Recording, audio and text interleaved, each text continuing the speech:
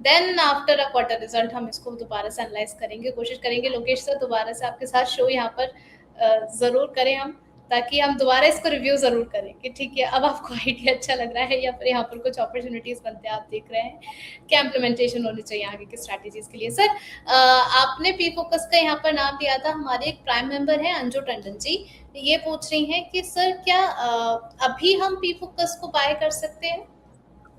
नहीं, अब नहीं, हमने 280 में और 310 में रेकमेंड किया था। लास्ट वीक शायद मैंने 310 में आपके यहाँ ही बोला था, बट अभी अब नहीं करना चाहिए। हो सकता है कभी भी प्रॉफिट बुकिंग आ जाए।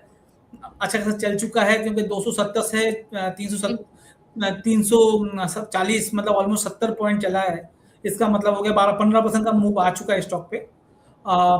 ये धुरंधर वाला थीम था, धुरंधर जिस थीम पे आया था, पी फोकस काम भी वही करता है, जब बड़े बड़े मूवीज को 3D एनिमेशन और ऑल सब काम कराने में हेल्प करता है। इंडिया की सबसे बड़ी कंपनी है, बट मार्केट कैप और वैल्यूएशन वाइज थोड़ा महंगा भी है। फिर भी अगर किसी को रिस्क लेके लेना है, मैं वापस एक वर्ड यूज कर रहा हूँ, रिस्क लेके लेना है, तो मेरा टारगेट 375 380 का है। पर उस केस में आपको 325 का स्टिक स्टॉप लॉस लगाना है। अगर वो टूटता है तो निकलना जरूरी है, वो इंपॉर्टेंट है। मैं जो भी बात बोलता हूँ लेके नहीं बैठना है, स्टॉप लॉस लगाना जरूरी है। अच्छा है बट बिना स्टॉप लॉस के नहीं है। चलिए, तो फिलहाल के लिए तो अभी बाइंग इसमें नहीं बन रही है। एक और हमारे प्राइम दर्शक है, कह रहे हैं कि सर इंडिगो में इन्होंने 4600 की कॉल 85 पर बाय किया है, क्या यहाँ पर जानना चाह रहे हैं कि आपका नजरिया इस पर क्या है? 4600 का कॉल जी, अभी चल रहा है 4100 200, तो ये मान के चलना 400 पॉइंट का और मूव आएगा। 400 पॉइंट का मूव मतलब 9 to 10% का मूव, करेक्ट। तो चांसेस है आ जाए, मार्केट रिकवरी में अगर आता है तो चांसेस है आ जाए, बट चांसेस कितना है, वो 20% है। इतना बड़ा मूव क्योंकि ऑलरेडी 5-7% का मूव आ चुका है, तो यहाँ से हम और बोलते हैं 10% का मूव आने की, तो 16-17% का मूव की बात कर रहे हैं इंडिगो में। तो आज चलने का दो रीजन है, एक तो क्रूड ऑयल थोड़ा सा सस्ता ठंडा हुआ है, 16-17 का 116-17 से 103-104 में आया है। दूसरा रीजन था इनका सीईओ साहब डिसाइड हो गए, नए सीईओ साहब आगे, जी, जी, जी। उस वजह से ये चला है। मगर ये न्यूज तो रोज नहीं रहेगा, ये न्यूज तो आ गया है, अब धीरे धीरे चलेगा। अभी पूरा महीना पड़ा हुआ है, तो आप अपना स्टॉप लॉस जरूर मेंटेन कर लीजिएगा। मैं अभी देखा नहीं कितने का कॉल चल रहा है, बट वो उसका स्टॉप लॉस आप जरूर मेंटेन कीजिएगा। बट चांसेस बहुत कम है। अगर आपको अपमूव मिलता है, ये 4300 4400 तक जाता है, तो आपका ऑप्शन जो है 30-40 टका चल जाएगा, तो वहां पर निकलने की कोशिश करें। और 20-30% नीचे आपका स्टॉप लॉस भी जरूर मेंटेन करें इस ऑप्शन में। 4600 का वेट ना करें, क्योंकि चांसेस बहुत कम है वहां तक पहुंचेगा पूरे महीने में। चलिए, यहाँ पर आपने सर 2 फैक्टर यहाँ पर मेंशन करे हैं। First is crude oil prices and the second is management में कुछ स्टेबिलिटी आती भी नजर आई है। क्या अगर किसी को फ्रेश एंट्री करनी है सर, तो क्या इंडिगो में करंट लेवल पर की जा सकती है? आज तेजी भी नजर आ रही है। नहीं नहीं नहीं, अभी नहीं करनी चाहिए इंडिको।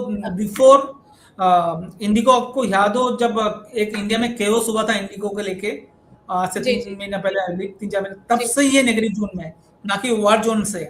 तब से जी, ये 5600 5700 से नेगेटिव जोन में है, ये जस्ट जी। वार के वजह से नहीं है। तो अभी तो नया सीईओ आए हैं, उस वजह से आज चल गया है, तो थोड़ा सा वेट एंड वॉच रखना पड़ेगा। अभी भी चार्ट पे नेगेटिव जोन से नहीं निकला सर। मैं टेक्नो फंडा यूज करता हूँ अपना स्ट्रेटेजी में, फंडामेंटल भी देखता हूँ, टेक्निकल भी देखता हूँ। तो टेक्निकली फंडामेंटली अच्छा वैल्यूएशन आ रहा है, बट टेक्निकली अभी भी बाइंग जोन नहीं आया, इसलिए मैं उस चीज को अवॉइड करना चाहता हूँ।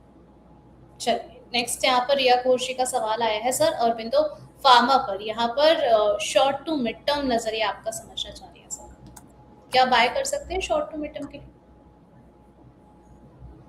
ये short to mid term oriental pharma लिया जा सकता है, बट उस केस में भी आपको जो स्टॉप लॉस लगाना है, मिड टर्म में मान के चलता हूँ 6 महीने से 12 महीने के बीच की बात कर रहे हैं ये, तो 1230-40 के नीचे का स्टॉप लॉस जरूर मेंटेन करें।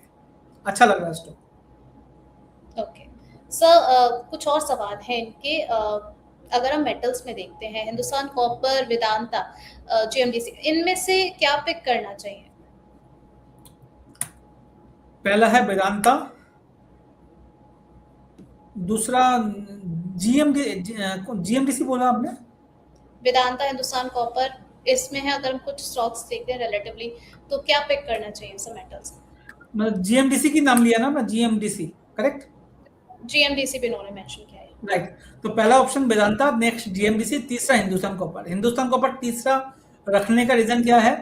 वैल्यूएशन मुझे समझ में नहीं आता। फंड टेक्निकली बुलिश है बट फंडामेंटली इतना अच्छा नहीं है, क्योंकि वैल्यूएशन बहुत महंगा है स्टॉक का। कॉपर के थीम पे चलता है, जैसे हमने देखा होगा सिल्वर के थीम पे जब चला था, तो सिल्वर तो 2 लाख का 4 लाख हो गया था, तब लोगों ने 7 लाख 8 लाख 12 लाख की भी बात की थी। तो वही है कॉपर में, वही चल रहा है हिंदुस्तान कॉपर में, पर बहुत महंगा है। तो हिंदुस्तान कॉपर को अवॉइड करेंगे तो ज़्यादा अच्छा है। ट्रेडिंग वेट बहुत अच्छा है, ट्रेडिंग में स्टॉप लॉस के साथ हम इसमें ट्रेड किया जा सकता है। वेदांता और जीएमडीसी मुझे मिड टू लॉन्ग टर्म में बहुत अच्छा लगा। चलिए, यहाँ पर अंजू जी का एक और सवाल आया सर, साथ ही साथ नाल्को को लेकर भी समझना चाह रही हैं।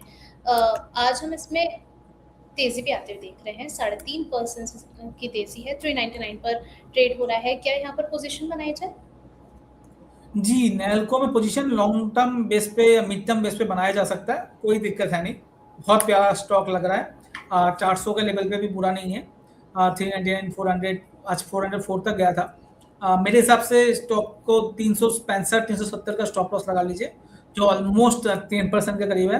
बट मुझे लगता है यहाँ से 25 से 30% का मूव आ सकता है आने वाले टाइम पे। बहुत प्यारा लग रहा है। चलिए ठीक है, सपना जी का सवाल आया है, नई नई मेंबर बनी है हमारी आज ही आपके शो को सुनते सुनते सर। ग्रैनुअल्स पर समझना चाह रही हैं सर, इन्होंने 629 पर बाय किया है। ग्रैनुल्स में बने रहना चाहिए, बहुत अच्छा स्टॉक चूज किया है। एक बार ये स्टॉक मैम 635-40 निकलेगा ना, तो 720 से लेकर 740 तक का मूव आ सकता है। तो बहुत प्यारा लग रहा है। चलिए ठीक है, नेक्स्ट इनका क्वेश्चन और था सर, फ्रेश एंट्री के लिए धामपुर बायो ऑर्गेनिक्स 113 पर ट्रेड हो रहा है, आज 1.5% से ज्यादा की गिरावट है इसमें। क्या नई एंट्री करनी चाहिए? 5 दिन में 10% से ज्यादा चल चुका है। इसमें मेरा फंडामेंटल कोई राय नहीं होगा, क्योंकि मैं इसका फंडामेंटल ट्रैक नहीं करता हूँ। बट टेक्निकली बहुत अच्छा लग रहा है। 96 का स्टॉप लॉस के साथ बने रह सकते हैं, नई एंट्री की जा सकती है। चलिए ठीक है, नेक्स्ट यहाँ पर सर कोटक बैंक को लेकर के एक हमारे व्यूअर हैं, हमारे प्राइम मेंबर हैं, वो भी जानना चाहते हैं कोटक महिंद्रा बैंक पर आपका क्या व्यू है? अभी अवॉइड रखें तो ज़्यादा अच्छा है। कोटक महिंद्रा बैंक मैम वही जो थीम है, अपने लास्ट वीक में बात की थी, जो रिटर्न नहीं देते उस सेगमेंट में आता है। अब इसको थोड़ा सा वीकली या मंथली चार्ट में देखेंगे तो आपको दिखेगा लास्ट 6 साल में जीरो रिटर्न है, कोई मूव नहीं है। तो ऐसा स्टॉक क्यों लेना जहां पर 5-5 साल में भी पैसा नहीं बन रहा? जब बनेगा, जब टेक्निकली चार्ट में दिखेगा तब ले लेंगे। आज के दिन पे नहीं बन रहा तो नहीं लेंगे। आप चाहो तो वीकली चार्ट में देख सकते हो, वीकली या चलिए, तो मंथली। थोड़ा सा बिल्कुल यहाँ पर जो है थोड़ा सा अवॉइड करने की आपको सलाह दी गई है।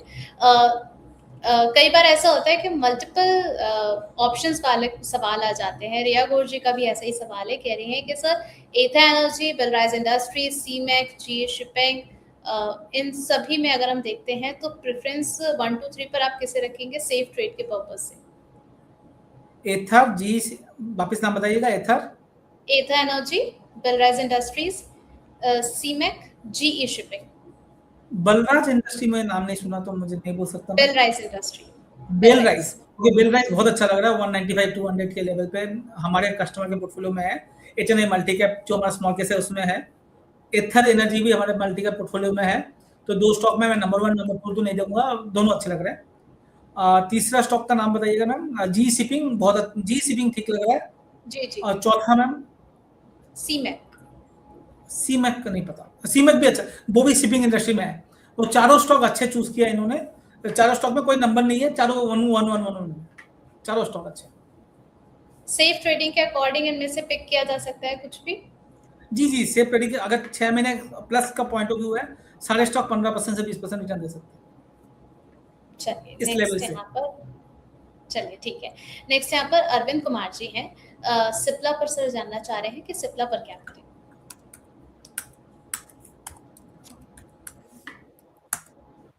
सिप्ला में अभी अवॉइड करें। टेक्निकली फार्मा सेक्टर अगर देखेंगे बहुत अच्छा चल रहा है, बस सिप्ला जस्ट उसके ऑपोजिट चल रहा है। जैसे मैंने आईटी में बताया था, सारे आईटी स्टॉक खराब चल रहे हैं। कुछ 3-4 आईटी स्टॉक हैं जो अब बॉटम आउट होते हुए दिख रहे हैं।